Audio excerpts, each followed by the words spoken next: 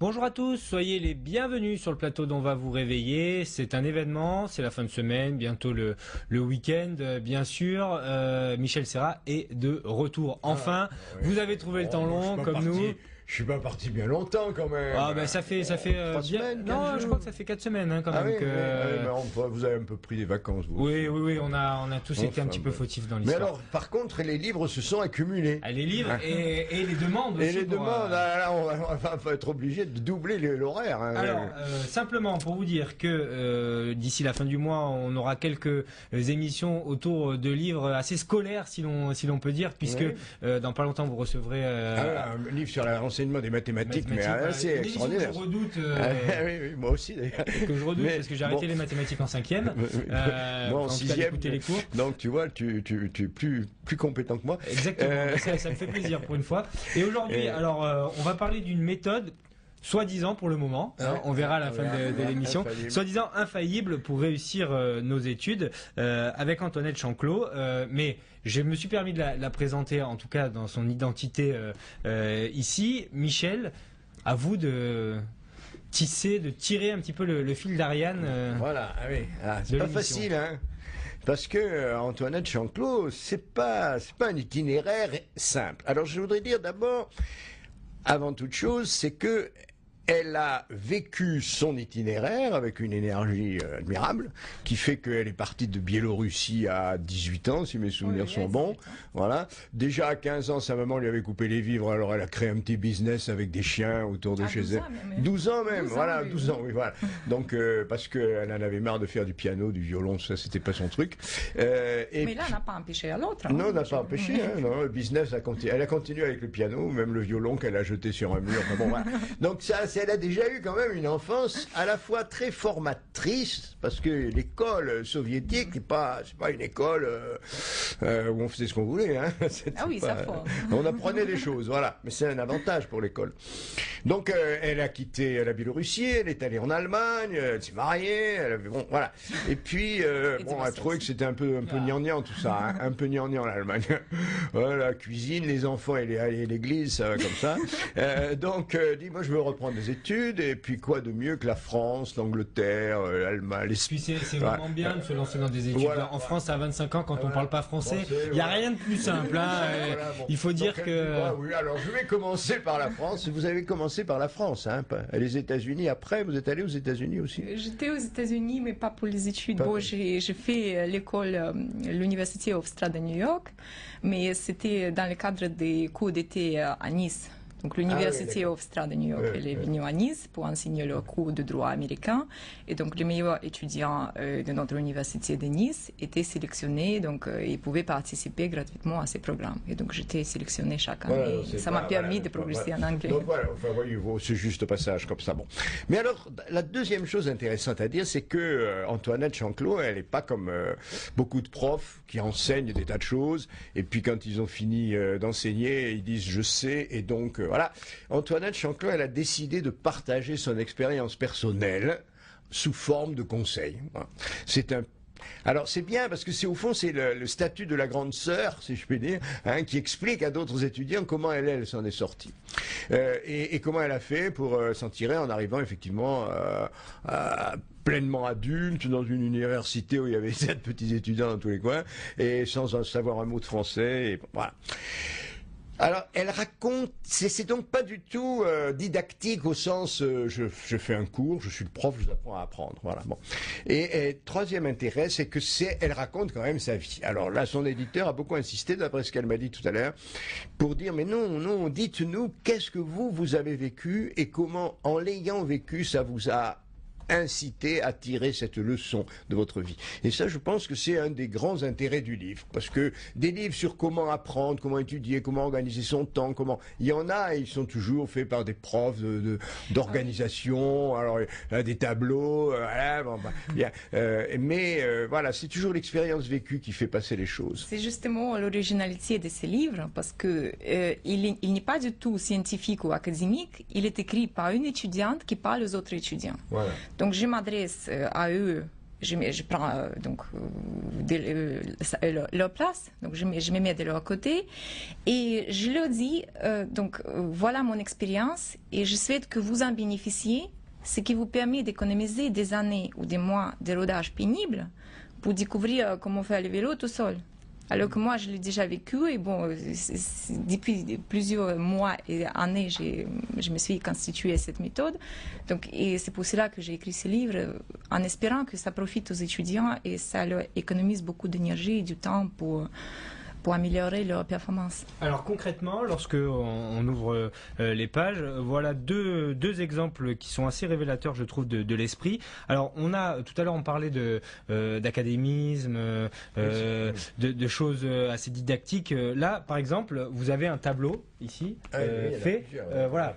Mais je prends cet exemple-là pour donc préparer ces examens. On est dans le chapitre la stratégie finale avant et pendant les examens. Donc examen d'1 heure, examen de 3 heures. Voilà, hein. On a une relecture du sujet entre 3 et 5 minutes pour l'examen d'1 heure, 10 minutes de relecture du sujet. Donc là, on est quand même dans des conseils très précis, très académiques pour le coup. Et puis alors, là, quand on est dans la stratégie relationnelle, qui est déjà un chapitre au niveau des relations humaines, règle numéro 1, pour construire votre réseau d'amis, soyez actifs et n'attendez pas que les autres viennent faire votre connaissance. Donc avant de poser la question à Michel, c'est ce que vous avez voulu faire finalement, c'est-à-dire qu'il y a des conseils concrets comme le temps de relecture pour les gens qui ne sont pas organisés et qui auraient besoin de s'organiser, et puis des choses un petit peu moins innées, quoi, un petit peu plus stratégiques dans la relation, s'aider avec les gens.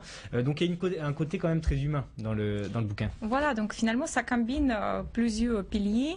Bien sûr, c'est une stratégie, donc déjà des méthodologies, des révisions, comment les préparer de façon plus efficace, mais aussi comment établir, comment ne pas négliger cet élément humain pour mettre toutes les chances de son côté. Il est évident, bon, pour l'instant, on n'a pas parlé très souvent de cet élément, mais bien sûr, si un professeur il a plus de sympathie pour cet étudiant, en l'espèce, donc il est déjà plus volontaire de le conseiller, de lui aider, de lui donner les conseils, qu'un étudiant avec lequel il a un rapport conflictuel et qu'il ne supporte pas. Donc c'est évident. C'est un élément à pas négliger. C'est intéressant parce que aujourd'hui on parle beaucoup de réussite et d'échecs. On parlera d'ailleurs des échecs après, parce qu'il y a un chapitre qui s'intitule Gérer les échecs que j'ai déjà ouvert. Oui. Mais on parle peut-être pas assez du comportement dans la réussite des études, c'est-à-dire du contexte. On n'est pas forcé, vous qui avez été professeur, de se contenter d'apprendre. Le fait d'observer l'environnement, de se servir des gens sans en profiter, mais en tout cas de se créer des amis, d'établir une relation certaine avec le professeur, c'est quand même le secret aussi d'une réussite en études. Moi, je sais pas pour ramener l'expérience d'Antoinette à la mienne, mais j'ai toujours enseigné ces choses-là aux élèves. Je crois qu'une des premières choses à leur apprendre, c'est d'apprendre à répondre à ce qu'on attend d'eux à ce moment-là. Et ce qu'on attend d'eux à ce moment-là n'est pas forcément une masse de connaissances. Ça peut être un savoir-faire très précis qu'on a l'intention d'examiner à ce moment-là. Et si on sait faire ce savoir-faire, ben voilà, on est bon, on est passé. Et la connaissance de ce que demande un prof, Antoinette insiste beaucoup là-dessus. Ça, je crois aussi que c'est quelque chose qu'il faut essayer de permettre aux étudiants de comprendre. Je dis pas que chaque enseignant c'est manie, mais c'est vrai, c'est ça quand même, hein, en gros. Hein. Quand je dis c'est manie, c'est un mot péjoratif, mais il a sa façon de penser comment on peut juger quelqu'un. C'est le but, hein. Le prof, il faut à un moment qu'il examine, qu'il évalue, qu'il donne un jugement. Bon. Donc connaître ça, c'est déjà faire une part importante du boulot. C'est pas la peine de s'acharner à faire quelque chose dont on sait que ça ne plaira pas. Bon. Votre parcours universitaire en France, quel est-il? Vous avez étudié quoi en France et à Nice? Donc j'ai étudié le droit jusqu'à Master 2, donc en droit d'entreprise et en finance internationale. Donc mon master s'appelait Management bancaire et finance internationale. Voilà, donc c'est important de savoir aussi par quelle filière elle est passée. Alors, gérer ses échecs, c'est peut-être le chapitre que je je connais le mieux, parce que non, mais je veux dire, c'est celui qui parle. On a tous eu des échecs. Tous eu des échecs, même pour certains, un 19 est un échec parce qu'il n'a pas eu 20. Donc on a tous eu. C'était ce que disait mon papa. Tous eu des. Ouais, mais bon, oh là, on a tous eu des échecs, mais c'est vrai que peut-être on n'apprend pas assez à les gérer ces échecs-là. Quand on est recalé, quand on n'a pas forcément le résultat escompté, quand il faut refaire une année. Donc ça, vous dites qu'il est possible de gérer.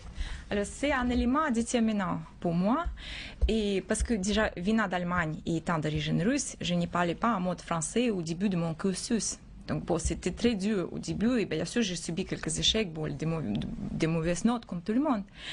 Et donc en testant toutes ces stratégies, c'était très important pour moi de ne pas abandonner. Donc tenir sur la durée, c'est un élément très important pour réussir, donc pour arriver jusqu'à bout et sortir avec diplôme. Voilà, donc, et donc là, je lui explique dans mon livre toutes les stratégies, comment procéder avec les situations précises, concrètes durant le cursus. Alors Michel, on va se quitter quelques instants, hein, c'est la dernière étape. On parlera un peu de la façon dont Antoinette Chanclot a acquis ça, parce que je crois que son expérience de vie est très intéressante aussi. Le bouquin, il est bien placé au moment où les examens approchent. Exactement. C'est vrai que c'est une chose qu'on n'a pas encore dit, mais les examens sont bientôt là. Bon allez, trêve de débat, on va déborder sinon. Reportage, hippodrome, à tout de suite. Retour sur le plateau dont on va vous réveiller, et vous l'avez peut-être entendu, ça m'étonnerait, mais Antoinette est une spécialiste de l'équitation, saut d'obstacles notamment. Pas spécialiste, mais c'est mon hobby préféré, voilà, que j'ai commencé à pratiquer à l'âge de 22 ans. Bah, vous serez spécialiste pour nous. Voilà. Mais j'adore faire le saut d'obstacles. J'ai une licence de compétition au niveau de galop 7. Et donc, ça m'a beaucoup formé pour les études. Parce que là, des éléments que mon entraîneur m'enseigne de façon constante, c'est visualise l'obstacle suivant. Donc, visualise ton parcours avant de commencer à faire sauter le cheval. C'est pas faux. Avant. Et donc, j'ai appliqué ces conseils sur mes études. Et donc, avant d'entrer dans la salle d'examen, j'ai visualisé toujours que bon, tout se passe très bien. Et même si je ne connaissais pas tellement le sujet, mais bon, c'est pas grave, on va visualiser qu'on soit. La force de persuasion peut quand même faire des miracles. D'auto-persuasion. Michel, donc vous vouliez qu'on parle un petit peu du pourquoi, du comment finalement. Voilà, oui, parce que d'abord, il y a une photo qui est admirable. C'est toujours celle qui est diffusée d'Antoinette Somme. Un peu dommage parce que c'est une jolie femme quand même. Mais là, on a une adorable petite fille avec un uniforme russe, enfin soviétique, j'allais dire. Voilà, toute petite photo. Oui. Mais on l'a beaucoup. Et alors, et je voudrais quand même, parce qu'à un moment, vous rendez hommage à cet enseignement soviétique quand même.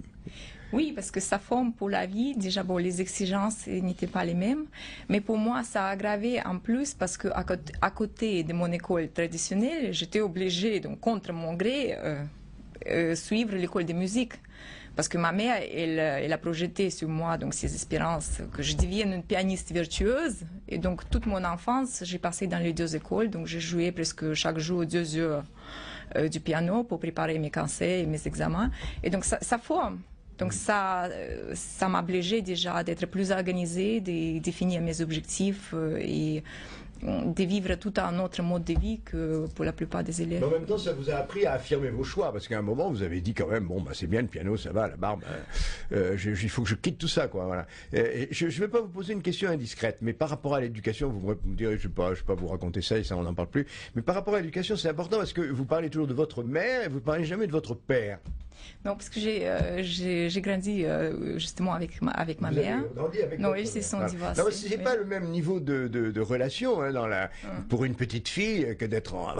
C'est sûr qu'il y a une projection par rapport à la mère sans voilà, votre maman, elle voulait que vous soyez la pianiste. Qui m'a marqué plus, quoi. Hein, voilà, elle voulait que vous soyez la pianiste dont elle rêvait, quoi. Hein, voilà. Donc ça, il faut savoir. Et vous le dites très bien. Moi, je crois que c'est si vous voulez, la chose qui est la plus forte, parce que c'est vraiment un message de ce que j'appelais la grande sœur tout à l'heure. C'est pas un message de parents que vous donnez, hein, et c'est pas un message de copains non plus. Hein.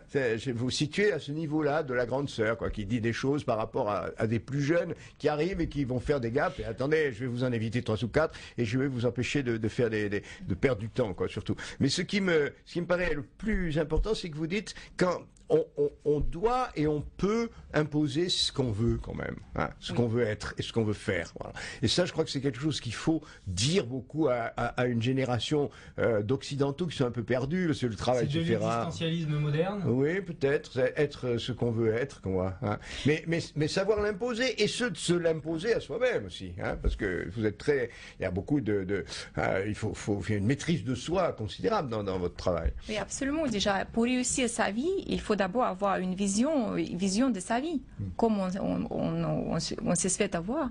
Et donc là, c'est ce que j'ai conseillé aux étudiants. Avant de s'inscrire dans n'importe quelle filière, d'abord établir ses objectifs de la vie en général. Comment ils souhaitent vivre dans le futur, qu'est-ce qu'ils souhaitent, quelle profession ce serait idéal pour eux, quelles sont leurs prédispositions et leurs talents, leurs intérêts. Donc, pour leur faciliter ce travail, je les invite sur mon site web méthode infaillible pour réussir vos études.fr, où ils peuvent télécharger un article gratuit donc sur la vision de leur vie future. Voilà, on vous met l'adresse en bas. Sébastien, c'est le chef des synthés. Alors, dans l'organisation physique du livre, donc on parle évidemment de tous vos conseils. Ça se manifeste toujours aussi par des petits encadrés de votre expérience. Vous parlez à la première personne, bien sûr. Et puis, il y a aussi toujours des petites citations en début de chapitre. Alors, tout ça pour dire qu'il y a un chapitre, évidemment, qui est peut-être aussi un des plus intéressants du livre. Étudier à l'étranger ou en France quand on est étranger. Oui. Alors, ça, c'est hyper important. Plus vous serez à l'aise avec l'inconnu, plus vous aurez confiance en vous et en votre intuition. Ça, c'est Brian Koslow qui le dit. Vous le citez. Juste en dessous, vous parlez de votre expérience. Et puis derrière, on a des petits conseils comme ça, avec, là encore, des citations pour toujours rappeler c'est un livre très volontaire, hein, il faut toujours quand même être volontaire, mais donc il y a une collection de citations d'ailleurs oui, c'était les livres qui m'ont inspiré pour réussir, parce que comme j'ai pas trouvé un livre comment réussir mes études, j'ai commencé à lire différents ouvrages plus tournés vers la stratégie gagnante et l'efficacité, donc ayant de la chance déjà parler 4 langues. Donc j'ai lu en russe, en anglais, en allemand, en français. Donc je l'ai combiné. C'était une compilation de stratégies de réussite. Et donc les citations qui m'avaient inspiré le plus, je les récitées dans mon livre. Alors ce chapitre-là, étudier à l'étranger ou en France quand on est étranger, c'est aussi peut-être la particularité de ce livre-là. C'est des chapitres qu'on ne retrouve pas souvent dans les livres de méthode scolaire. Donc pour vous, c'était évident finalement de vous adresser à ces gens-là.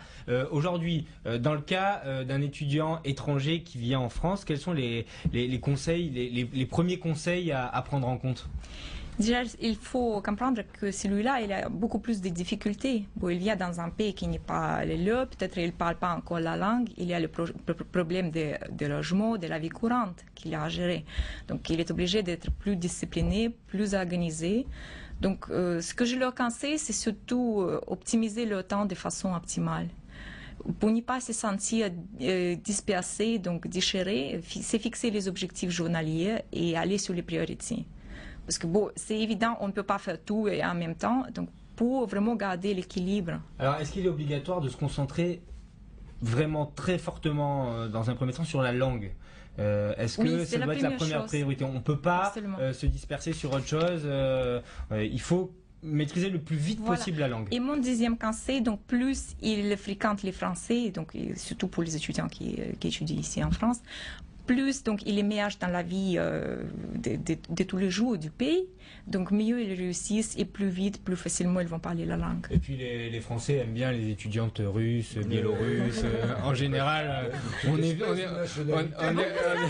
très bien accueillis dans ce pays, très chaleureusement. Alors j'ai fait mes meilleures expériences. Vive la France. Comme ça tord le coup aussi à certaines idées reçues et nauséabondes du moment, comme on pourrait dire.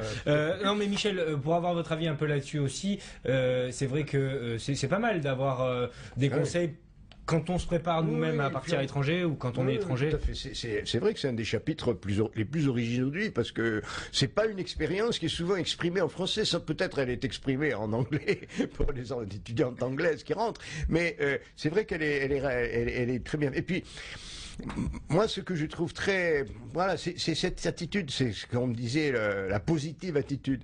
Bon, c'est un mot, mais je crois qu'il y a 3 secrets dans votre livre pour réussir. La première, c'est effectivement de s'organiser, voilà, hein, ne pas se perdre dans le truc et pas forcément rechercher non plus la pente facile, hein, comme disait Gilles, il faut suivre sa pente mais en montant. Bon, donc c'est vrai que l'étudiant étranger qui passe son temps avec les gens, ses compatriotes, il avancera pas. Bon. La deuxième chose que vous dites, c'est bon, finalement on peut toujours voir plus loin la réussite. Bon. Et puis la troisième chose, c'est une espèce d'empathie générale et qui, je crois, manque beaucoup dans l'enseignement français. C'est-à-dire que les enseignants sont rarement empathiques à l'égard de leurs étudiants. Hein, ils sont là, ils font leur truc. Bon. Et il n'y a pas cette relation de je vous comprends, je comprends que vous avez des difficultés, puisque je comprends que vous avez des difficultés, je vous ai à les faire avancer. Or vous avez cette attitude empathique. Oui, vous avez une copine qui va vous entraîner à faire la foire. Bon, écoutez, résistez, quoi, voilà. Bon, Sophie, elle en prend plein pour son grade, là, la Sophie. Je sais pas quel était le copain de Sophie, mais celui-là, il faut pas le rencontrer dans la rue. Parce que c'est un livre, voilà, je crois que ce qu'il veut dire, c'est que c'est un livre très, très agréable à lire parce qu'il est vivant, il est attrayant. Vous voyez, c'est pas là on voit hein, la mise en page est tout à fait aérée, légère. On est mêlé à vos expériences et ça c'est vrai que ça se lit. C'est direct, hein, c'est-à-dire vous faites ceci, faites cela. Si vous êtes dans cette situation, voilà. Alors bon. Des fois, on a un peu, on dit, arrête, c'est pas si simple. Voilà, la seule chose que moi, sans arrêt, je me suis dit, bon, j'en ai vu passer des étudiants. Dans la tête que c'est simple, et ben ça devient simple. La vie n'est jamais très simple, vraiment, que ça ira tout droit. Il y a toujours les hauts, les bas et les difficultés. Mais j'ajoute à vos apports donc encore 3 éléments. Donc, tout d'abord, avant de commencer, la vision. Donc, sans vision, ils n'ont pas suffisamment la motivation pour tenir sur la durée. Donc, une fois la vision est établie, ils peuvent élaborer la stratégie précise, personnalisée. Pas juste pour réussir la vie en général, pour réussir leur vie concrète en fonction de leur intérêt et prédisposition. Et donc, c'est cette stratégie personnalisée, elle sous-entend après la gestion du temps, des stratégies, de la maîtrise de son mental, etc. Et ensuite, donc, une fois elle maîtrise ça, accélérer l'effet positif par les techniques d'apprentissage accéléré, comme par exemple la lecture rapide, les techniques de mémorisation, petites astuces comme la technique de frappe avec des doigts par ordinateur. Donc tout ça, c'est un élément de réussite, tous ensemble. Tous ces éléments. Et ben, ce sera le mot de la fin. La méthode infaillible pour réussir vos études aux éditions de La Martinière. Ça coûte 14,90 €. C'est signé Antoinette